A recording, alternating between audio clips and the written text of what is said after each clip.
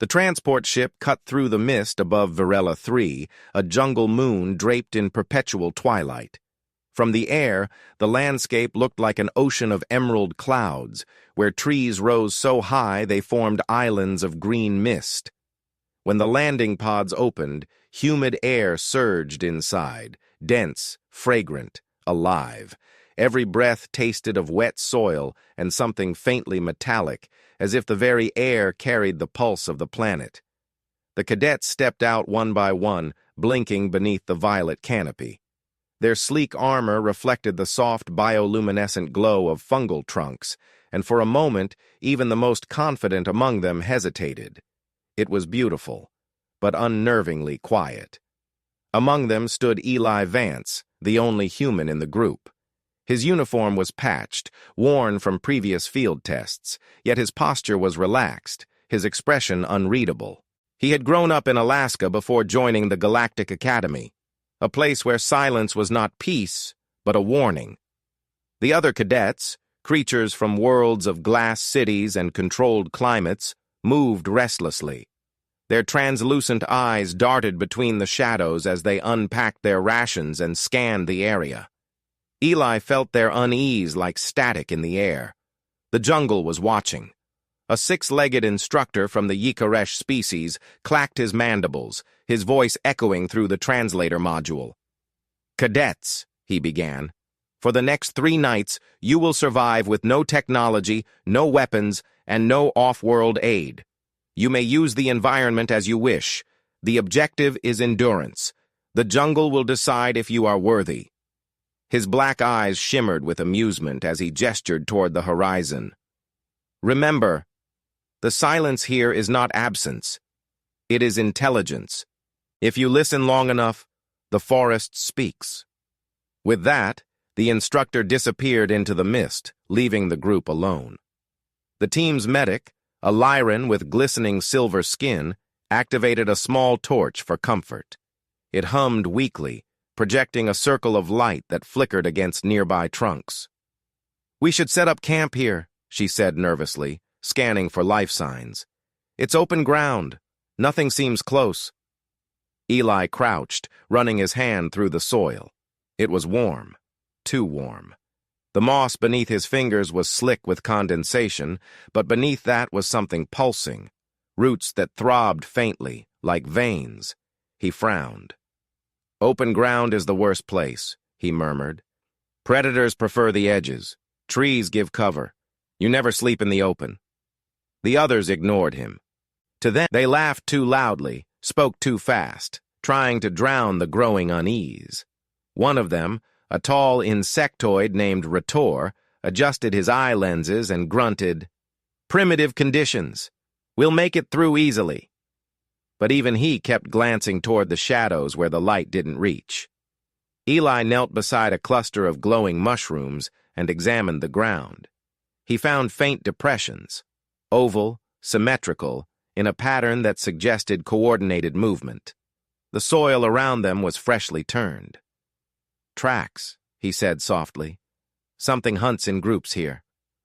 No one responded. The medic muttered something about paranoia and returned to recalibrating her torch. Eli sighed and leaned back against a fallen trunk. Overhead, tendrils of phosphorescent moss swayed, their glow shifting with the air currents like liquid fire.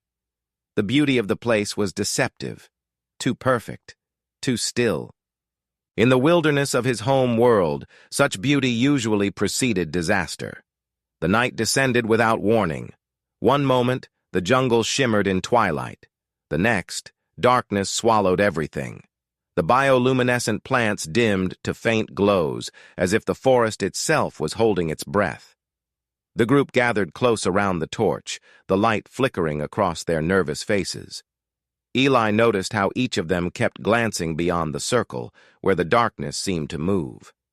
There were no stars above, no wind, only the smell of damp vegetation and the echo of unseen footsteps. When the first sound came, a low guttural growl from somewhere in the mist, no one spoke. The medic froze mid-sentence.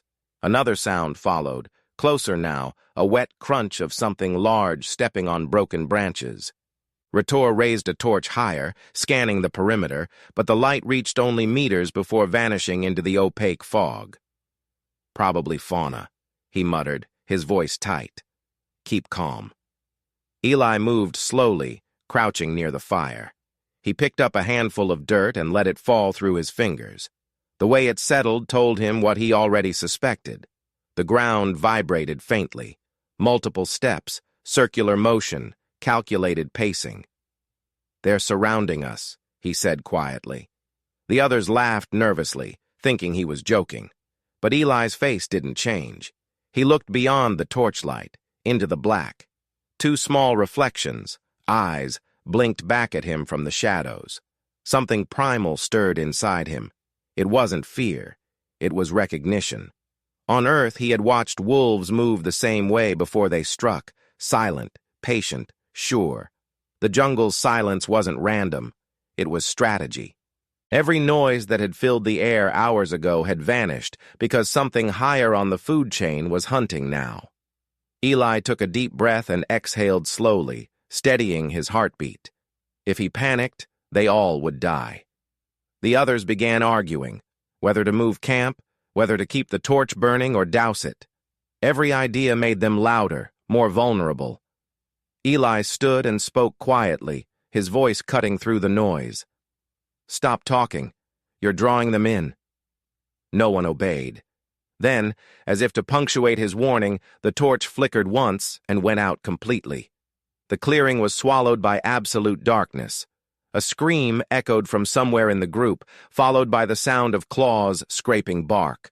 Someone fired a flare, but it arced high into the canopy and burst, revealing nothing except shifting leaves. The light faded, and the jungle consumed it greedily, returning to black. Eli's eyes adjusted faster than the rest. Not perfectly, but enough. He saw faint movement to the left, a flash of limbs, low and fast. He lunged forward, grabbing the medic's arm just as something heavy crashed where she had been standing. The ground trembled. A snarl erupted, deep and furious, followed by retreating steps.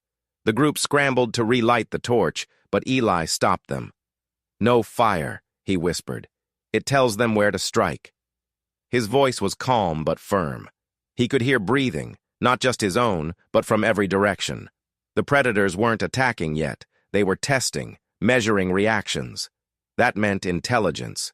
He began to map their movement in his mind, the direction of each rustle, each breath. 3, maybe 4 of them. They moved with purpose. As the minutes stretched into hours, the air thickened with humidity and dread. The cadets huddled together, whispering prayers to alien gods. Eli stayed awake, unmoving, his mind calculating possibilities. The jungle was not a mindless enemy. It had rules, and he needed to learn them fast. He listened to the rhythm of it, the rise and fall of distant growls, the pauses between. It was almost musical, and in that rhythm, he heard pattern. When dawn finally began to creep over the horizon, painting the mist in shades of green and gold, the predators melted away as if they had never been there. The cadets exhaled in relief, laughing shakily. Eli didn't laugh. He looked at the tracks that circled their camp, now visible in the soft morning light. The claw marks were deliberate, evenly spaced, symmetrical, surrounding them in a perfect ring. He knelt beside one, tracing it with his finger. It wasn't random movement. It was territory marking, a warning. The jungle around them began to wake again. Insects buzzing, leaves rustling, birds shrieking from unseen perches. The forest pretended it had slept peacefully, but Eli knew better. It hadn't slept at all. It had simply waited. He stood, brushing dirt from his hands, and glanced toward the mist where the shadows had been thickest. Somewhere out there, intelligent eyes were watching still, curious about the strange creature who had not screamed when the others did. As the others resumed their chatter, Eli remained quiet. He understood now that the test had already begun long before the instructors left. The challenge wasn't survival, it was comprehension. The jungle didn't need to attack to kill. It only needed patience. And if the cadets kept behaving as they had tonight, patience was something it had plenty of. He turned his gaze toward the horizon, where the twin suns of Varela 3 began to rise. The light struck his face through the fog, and for a moment, his expression softened. Back on Earth, dawn had always meant safety. Here, it simply meant the predators had given them one more day. He exhaled slowly, the sound barely audible against the endless breathing of the forest, and whispered to himself, "The jungle never sleeps." The morning air felt heavy, as if the forest itself had grown tired of pretending to be peaceful. Pale mist coiled between the trunks, carrying with it a sweet metallic scent that reminded Eli of blood diluted in rainwater. The other cadets were already awake, whispering nervously and scanning the perimeter. The ground around their camp was a map of the night's terror, claw marks carved deep into the soil, scattered feathers, and the broken remnants of their small shelters. No one spoke of the sounds they had heard in the dark, but the silence among them said enough. Each of them had seen something move, something large, fast, and deliberate. Eli crouched beside a track near the tree line, running his fingers over the damp soil. The print was wider than his hand, and the depth told him the creature was heavy, at least 200 kilograms. He could see where it had paused, shifted its weight, and then turned away, leaving only the faint impression of 3 claw tips. That detail disturbed him. The spacing of the steps wasn't random. Whatever had moved around them had done so with precision, as though following orders. He glanced up toward the trees, half expecting to see a shape watching from the branches, but the canopy only dripped morning dew in slow, rhythmic drops. Ritor was pacing, his chitinous legs clicking impatiently.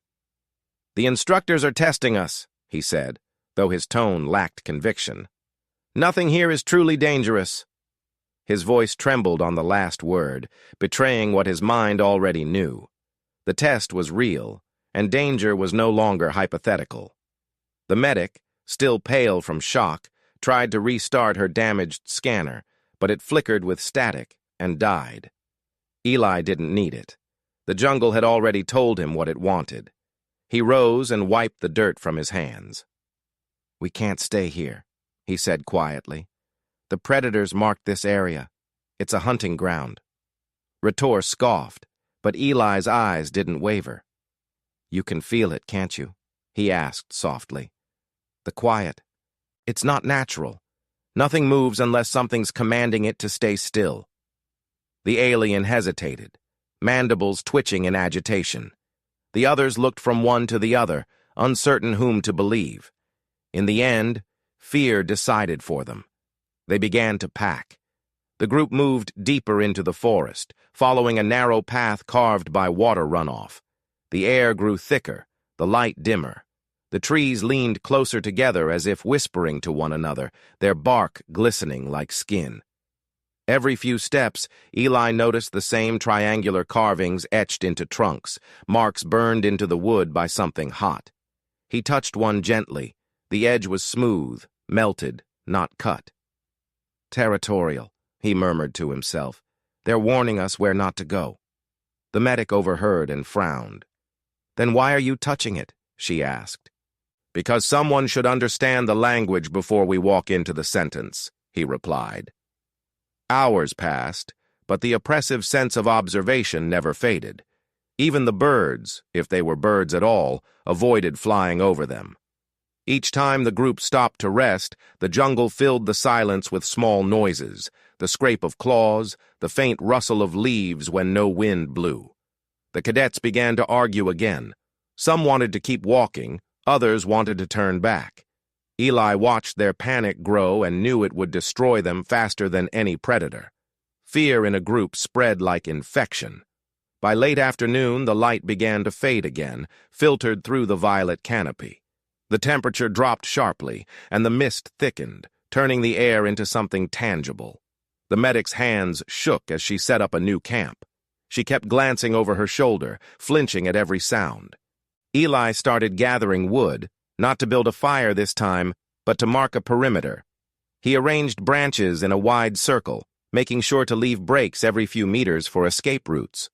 When the others questioned him, he didn't explain. He had learned long ago that the best way to survive among frightened people was to act with quiet certainty. Explanation bred doubt. Action inspired obedience. By nightfall, the torch was lit again, its weak flame fighting against the mist. The group sat in a tight circle, eating ration bars without appetite. No one mentioned the eyes that had glowed in the distance the night before, but each cadet kept glancing toward the dark. Eli sat slightly apart, his gaze fixed on the tree line. He could sense the rhythm returning, the same predatory patience from last night. The jungle was preparing for another test. Then, as if summoned by his thought, a faint sound rippled through the trees, a soft, rhythmic clicking, followed by a pause, then another. The cadence was too even to be natural. Eli's stomach tightened. The predators were communicating.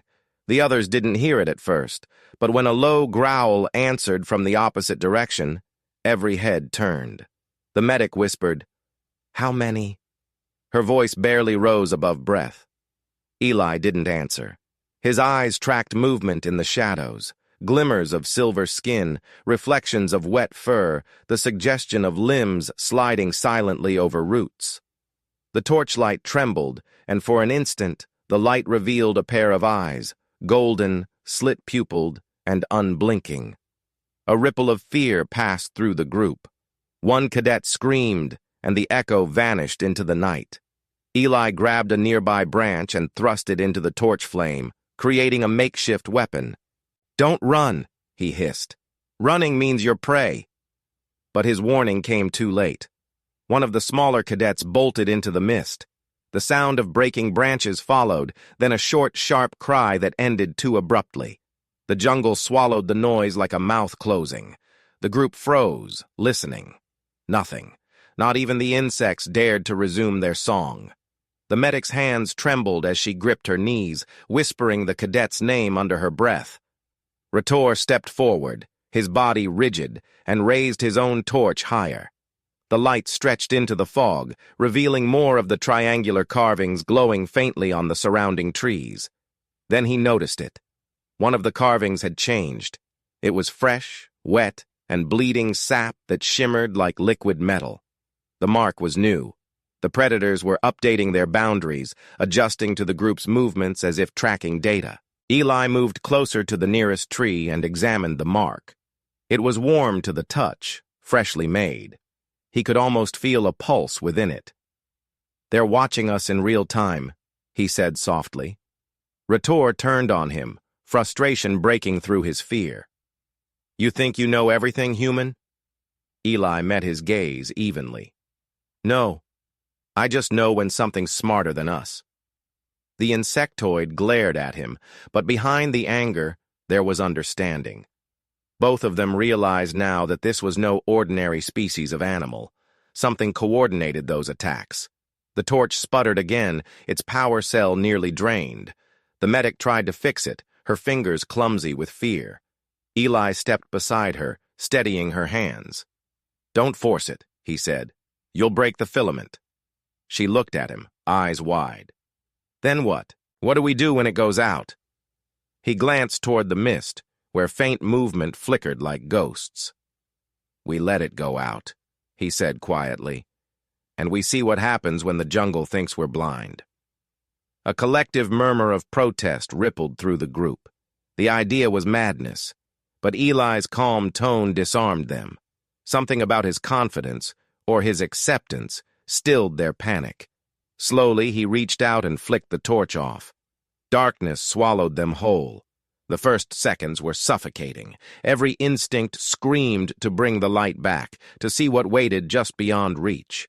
But then, in the silence, the truth began to emerge. The predators weren't charging. They were moving carefully, circling, testing boundaries that no longer existed.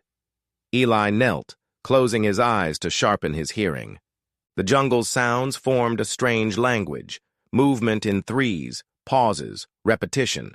It wasn't random hunting, it was coordination. The predators were communicating through rhythm, maybe vibration. He whispered, They're not just animals, Rator whispered back. Then what are they?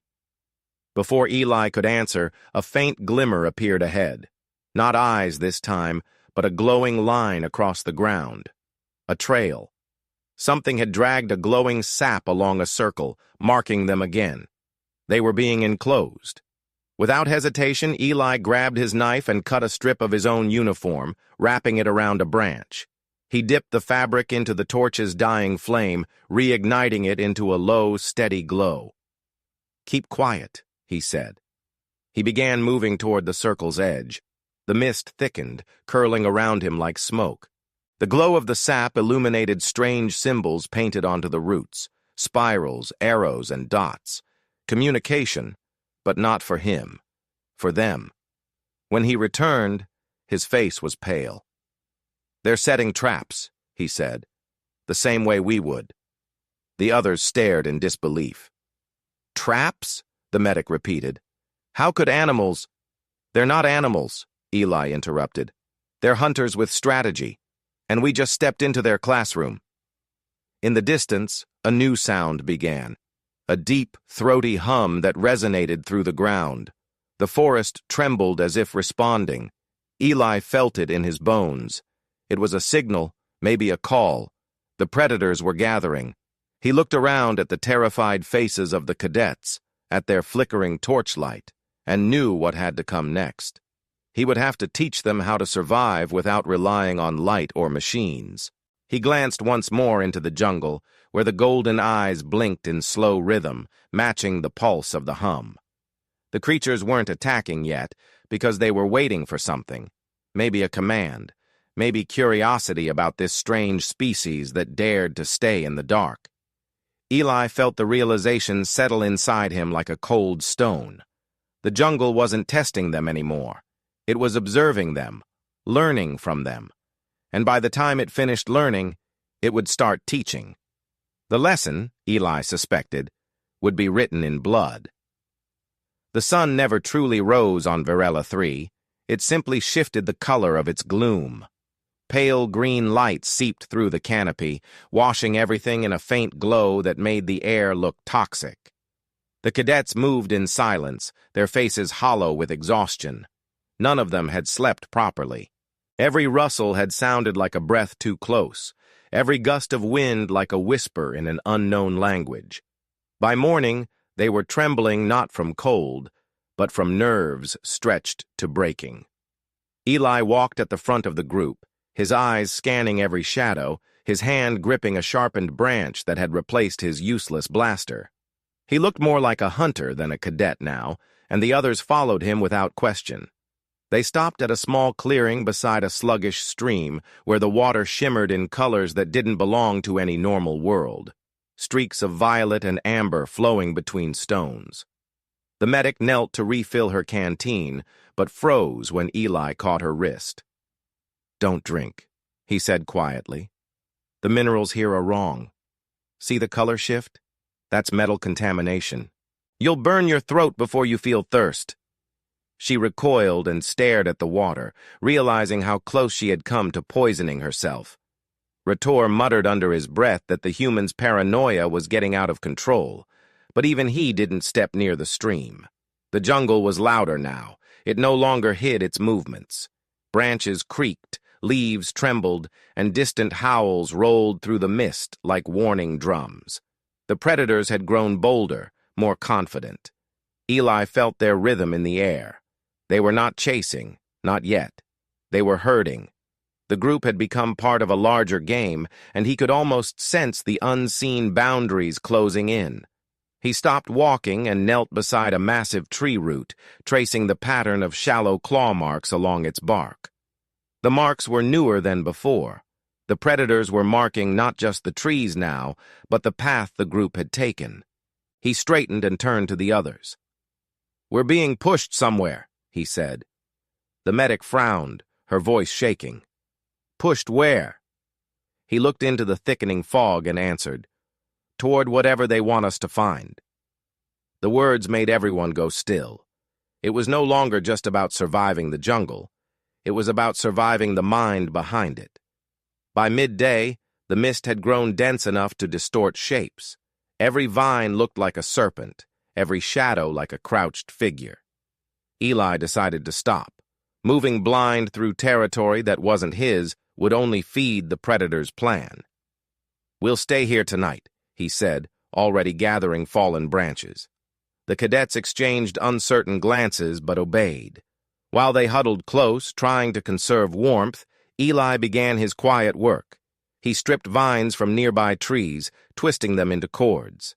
He used a sharp shard of rock to whittle the ends into hooks, then tied stones to them for weight. Rator watched, half curious and half mocking. "You think you can fight them with sticks?" he asked. Eli didn't look up. "No," he said. "I'll fight them with their own rules." Hours passed as Eli built what looked at first like chaos. Piles of sticks, leaves arranged in strange patterns, and lines of vines stretched low to the ground. But to a hunter, it was order. He built snares where the undergrowth narrowed, deadfalls balanced by tension, and crude noise traps made from hollow reeds filled with pebbles. He remembered lessons his father had taught him back in the northern forests of Earth. If something is hunting you, don't run. Make the land your ally. Let the ground remember you were smarter. It was the only advice he'd ever truly kept. The medic approached him as he worked, watching the precision of his hands. "You've done this before," she said. "Not exactly this," he replied, "but close enough. Wolves, not aliens." She hesitated. "Do you think they'll come tonight?" He tied another knot and looked up at her. "They've already decided to. What we're doing now is deciding how many survive when they do." Her breath caught, and for the first time, she didn't look at him with disbelief. She looked at him as someone who might actually save her. When the sky darkened again, Eli made the group extinguish all lights. The others protested, but he was firm. "Light blinds us more than it scares them," he said. He crouched low and tested the tension of his nearest snare. The forest seemed to pulse in time with his heartbeat. Somewhere in the mist, a distant cry rose and fell. Not the wild cry of an animal, but a signal. The hunt was beginning. The first sound came from the north. A sharp snap of wood followed by a wet thud. One of the traps had triggered. The cadets jerked to their feet, their eyes wide in the faint glow of the phosphorescent plants. Eli held a hand up, signaling for silence. The next sound came from the east, a rustling, then a high-pitched squeal that cut off abruptly. Another trap. The predators were testing his perimeter, and now they were learning the cost of curiosity. For almost an hour, the group stood frozen, surrounded by invisible motion. Every time one of the creatures crept too close, Eli's snares sang, the sound of snapping vines, falling rocks, and angry screeches. The forest had become an orchestra of chaos, conducted by one human who refused to be prey. The cadets began to see it too, how his traps turned fear into structure, how each sound meant a small victory. Even Rator, who had mocked him earlier, began to move in rhythm with his quiet commands, resetting snares and reinforcing barriers like a soldier following instinct rather than pride. Then, without warning, the jungle fell silent again. The sudden quiet felt worse than the noise. Eli knew what it meant. The predators had adapted. They were done probing. The real strike was coming. He motioned for everyone to back into the center of the clearing. His eyes darted between the trees, searching for movement, for breath, for reflection. The mist shifted slightly, and a silhouette appeared, tall, sleek, and glistening with wet skin. Its head tilted as if studying him. A second shape joined it, then a third. He raised his branch spear slowly. "Stay calm," he whispered. "Don't move unless I say." The figures crept closer, their eyes glowing faint gold in the dim light. When the first one stepped into the snare, Eli yanked the vine with a sharp pull. The creature shrieked as it was jerked upward, suspended by one leg, thrashing violently. The others lunged forward and chaos exploded. The cadets scattered in panic, but Eli stayed low, driving his spear into the nearest attacker's side.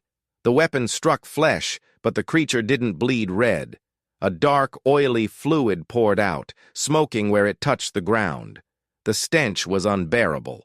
The medic screamed as one of the beasts grabbed her arm, but before it could drag her away, Eli hurled a rock into its face. The creature recoiled, giving her enough time to crawl free. He swung his spear again, catching another in the throat. The traps began triggering one after another, rocks crashing, vines tightening, reed alarms shrieking like mechanical birds. The predators lost formation. Some turned to attack the traps themselves, slashing wildly at the vines, while others retreated into the mist. Eli's chest burned with exhaustion, but he didn't stop. He moved through the clearing like a machine, resetting traps with one hand while wielding the spear with the other. His brain had gone quiet. No panic, no thought, just rhythm. When the final snare snapped and silence followed, Eli stood breathing hard, sweat dripping down his neck. The clearing was a ruin of broken vines and trampled soil.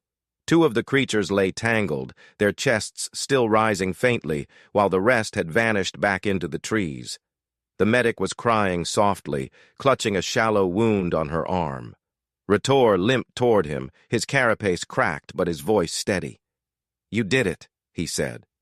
Eli shook his head. "No," he said. "They'll be back. They just know what we are now." He looked at the fallen predators, studying their anatomy. Long limbs built for climbing, double-jointed knees, translucent skin that shimmered with heat signatures. They were more intelligent than he had thought, but still vulnerable to the oldest rules of survival. Fear and pain were universal languages, and tonight he had taught them both. Eli wiped his weapon clean on the ground and turned toward the others. "Get some rest," he said quietly. "We'll move at dawn." No one argued. They sat or lay where they were, too drained to speak.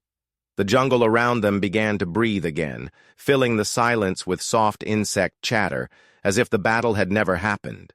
He stood for a long time at the edge of the clearing, staring into the mist. Somewhere out there, more golden eyes blinked, watching, thinking, perhaps even respecting what had happened. For the first time since the test began, Eli sensed that the jungle no longer saw him as prey. It saw him as competition. He tightened his grip on the spear, feeling the rough wood dig into his palm, and whispered into the night, "If you're learning from me, then learn this. Humans don't run." The forest didn't answer, but the wind carried his words deep into its endless green labyrinth, where unseen shapes listened and remembered. The next morning brought no sense of victory, only the uneasy quiet of a battlefield between storms. The fog that rolled across the clearing seemed thicker than before, glowing faintly with golden particles drifting through the air like dust. Eli watched them rise and fall, wondering if they were pollen or something far more intentional, a sign that the predators were marking their territory again. Around him, the cadets worked in silence, tending to wounds, salvaging supplies, and avoiding each other's eyes. The medic's arm was bandaged, and Rator's cracked carapace had been sealed with a resin made from crushed vines. None of it mattered if the predators returned. The traps had bought them a night, not safety. Eli moved to the edge of the clearing, crouching low and pressing his ear to the ground.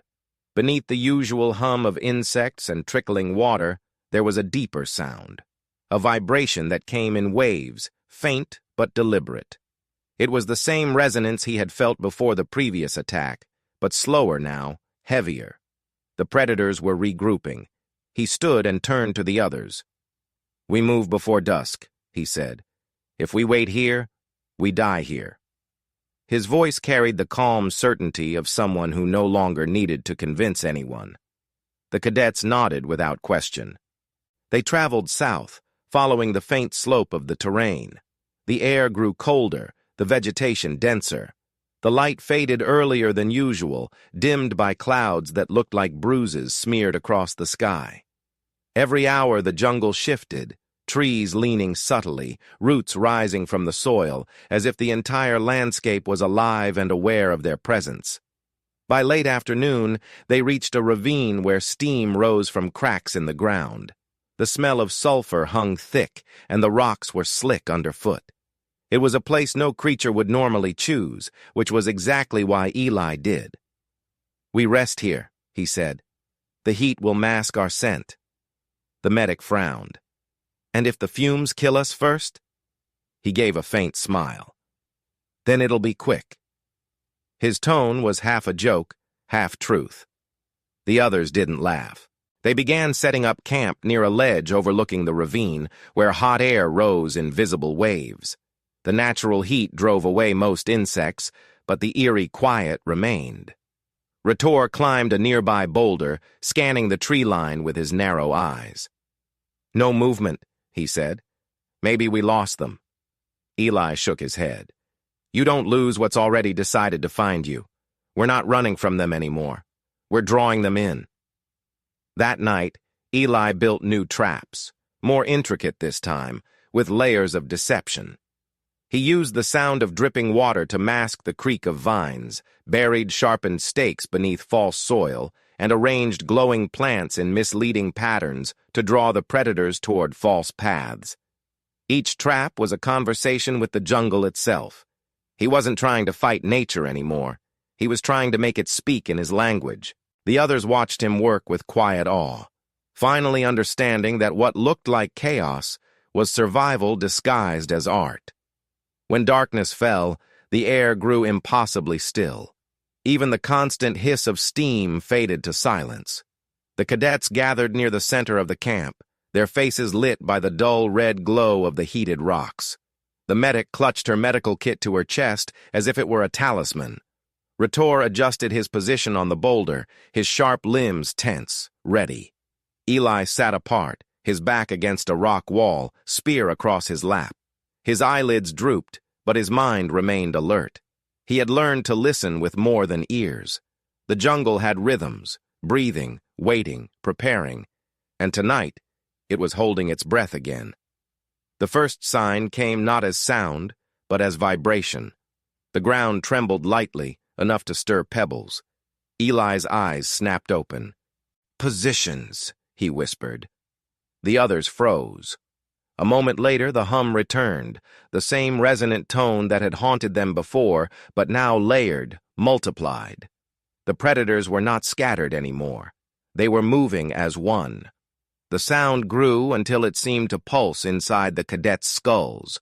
The medic covered her ears, grimacing, while Ritor steadied himself with his claws dug into stone. Eli stood and gripped his weapon tighter. "They're calling to each other," he said softly. "The hunt's begun."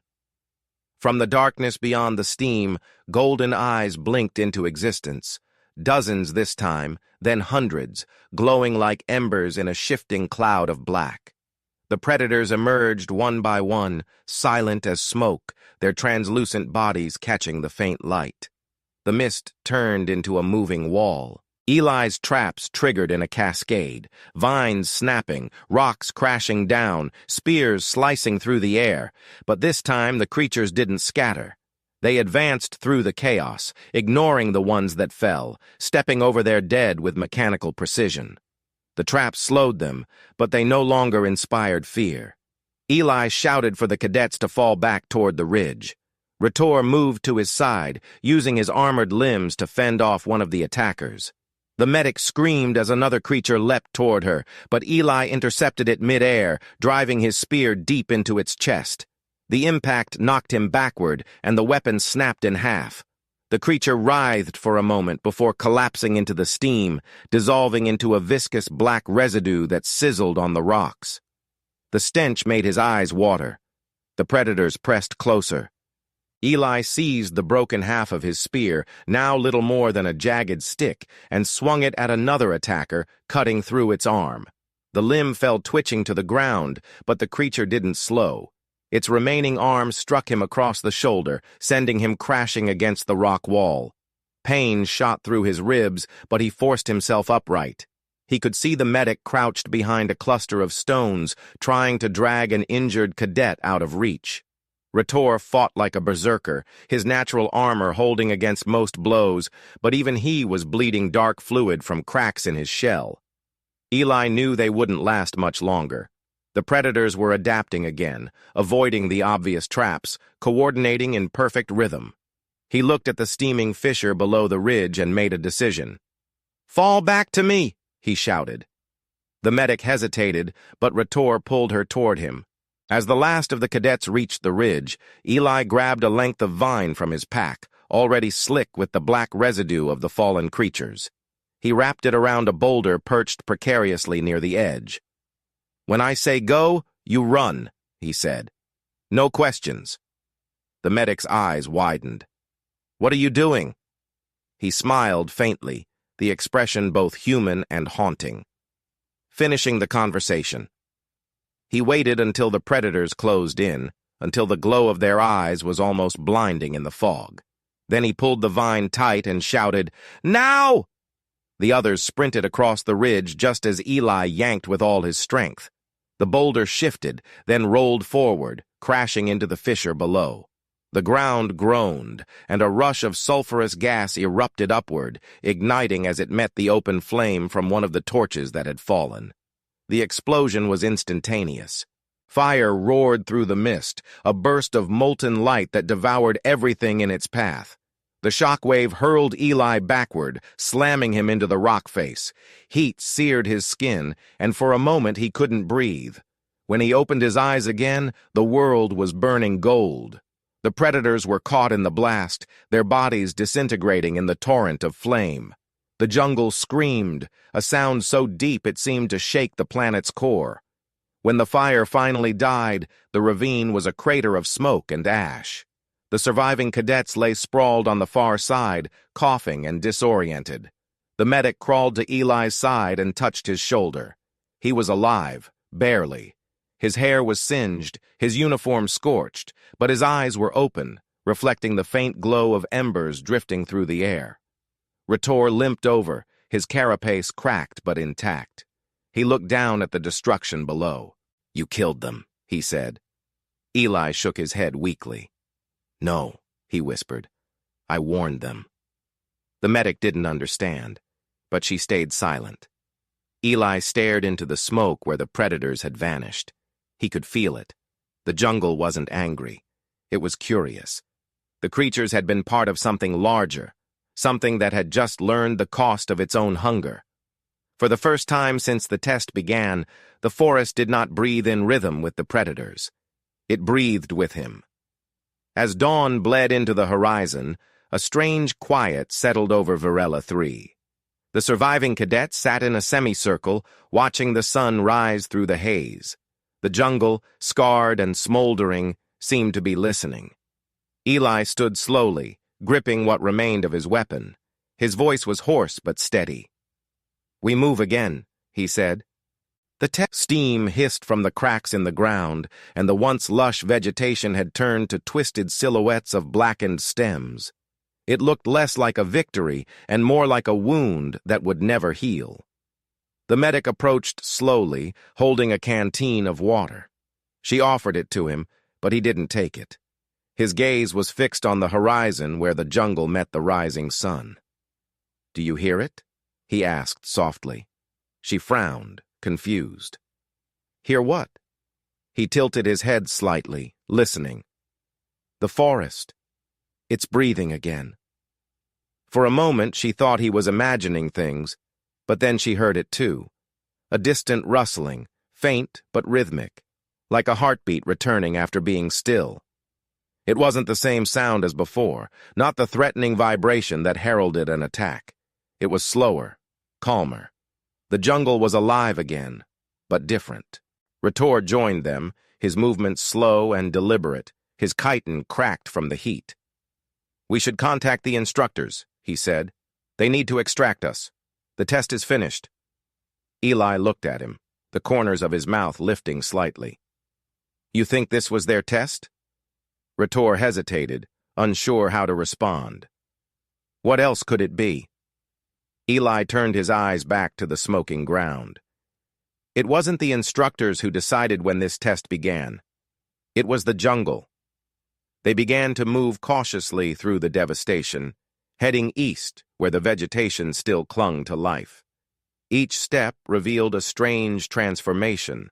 The scorched roots sprouted faint green shoots. The blackened leaves glowed faintly in the mist, and the air grew thicker with a golden haze that drifted between the trees. The jungle was healing, but faster than anything Eli had seen before. It was adapting to fire, folding the destruction into its own renewal.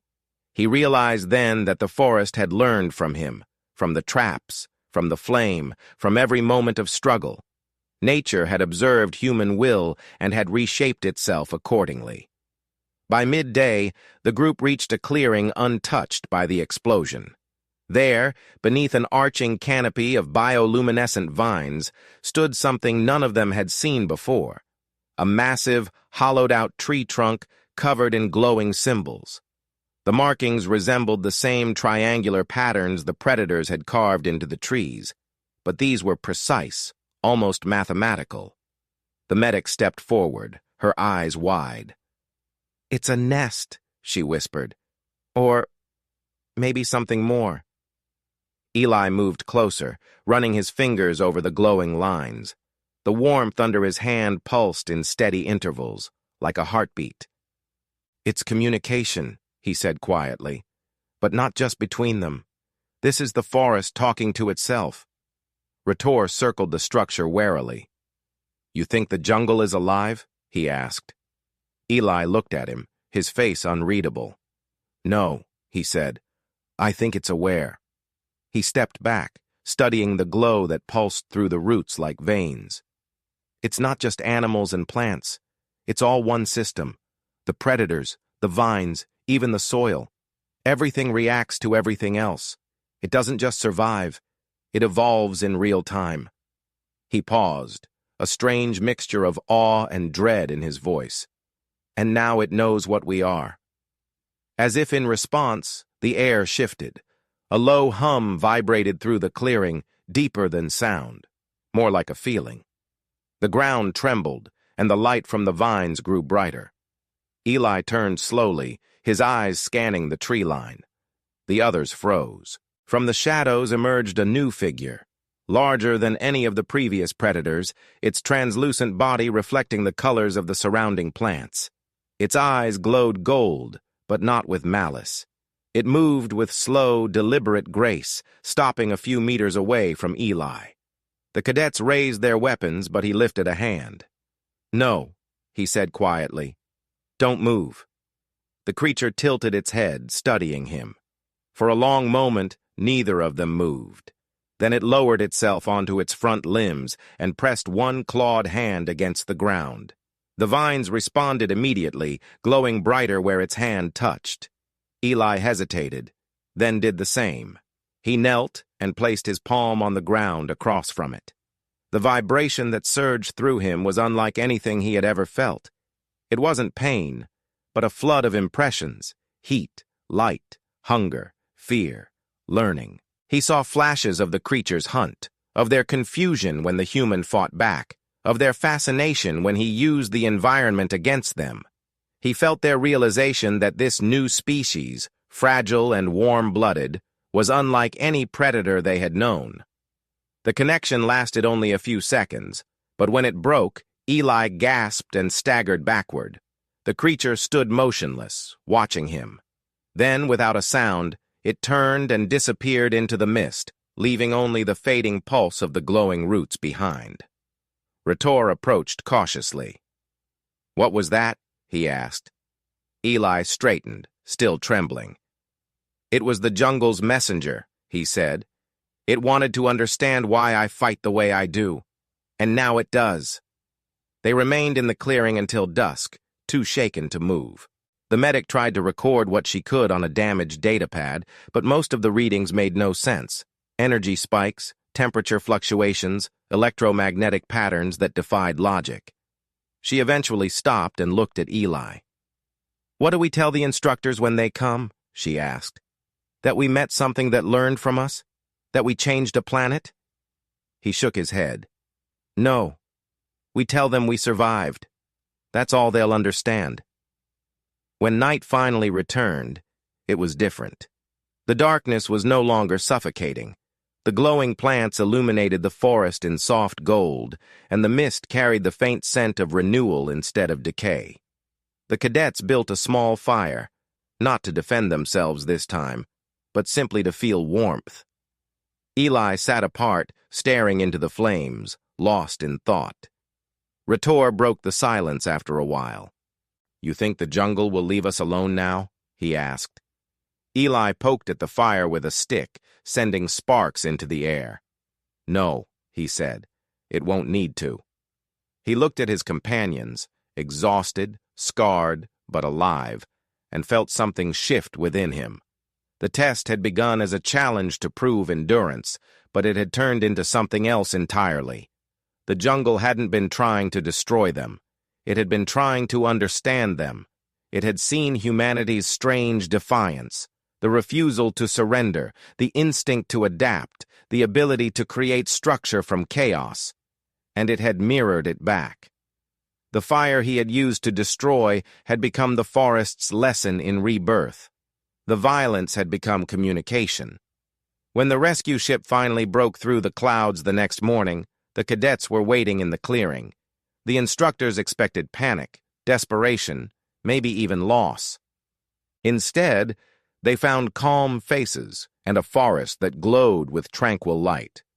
The landing team scanned the area in confusion, unable to comprehend how the most dangerous jungle moon in the quadrant now seemed peaceful. Eli boarded the ship last, glancing back one final time. The mist swirled around the clearing, and for an instant he thought he saw two golden eyes watching from the trees, not hunting, just observing. He gave a slight nod, an unspoken acknowledgement between two survivors who had learned to understand each other. As the ship lifted into the air, the jungle receded below, a living sea of green and gold. The medic sat beside him, still shaken but alive. "Do you think it will remember us?" she asked quietly. Eli looked out the window, watching the shifting light beneath the canopy. "Yes," he said, "but not as enemies." When Varela 3 vanished into the distance, he closed his eyes and let the hum of the engines replace the rhythm of the jungle. He knew he would never forget that sound, the sound of a living world that had learned the meaning of humanity not through words, but through instinct, struggle, and survival. In the end, he realized the test had not been about endurance at all. It had been about connection, the moment when two predators recognized each other not through dominance, but through respect. For the first time in many days, Eli allowed himself to sleep, and as the ship carried him toward the stars, the jungle below continued to breathe, alive, aware, and quietly whispering the memory of the human who had taught it how to adapt.